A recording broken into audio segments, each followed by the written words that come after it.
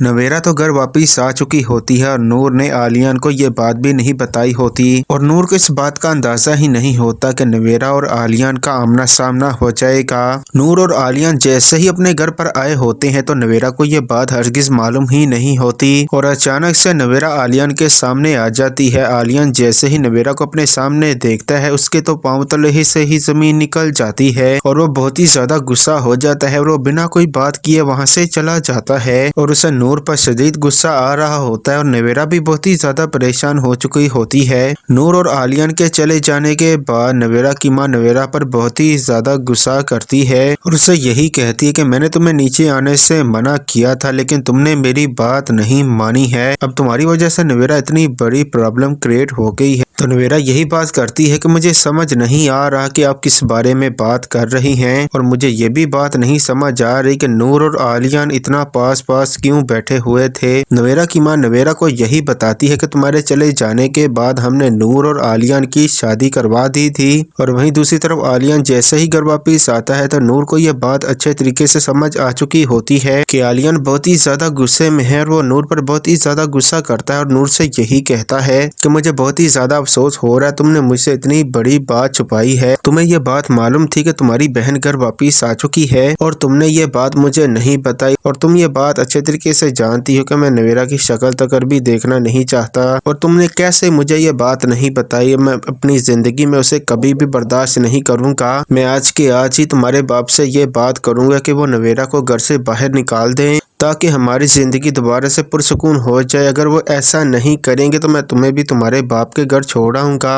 نور جیسے ہی یہ بات سنے گی اس کے پاؤں تلے سے زمین نکل جائے گی تو نور عالیان کو سمجھانے کی کوشش کرے گی اور اسے یہی بات کرتی ہے کہ نویرا کے شوہر نے نویرا کو مارا پیٹا تھا اور اسے طلاق دے کر گھر سے باہر نکال دیا تھا، اب نویرا کے پاس کوئی اور راستہ نہیں تھا کہیں جانے کا، اسی وجہ سے مجبوراً ہمیں اسے گھر واپس لانا پڑا۔ تو ناظرین یہ سب کچھ دیکھیں گے آپ آنے والی ایپیسوڈ میں۔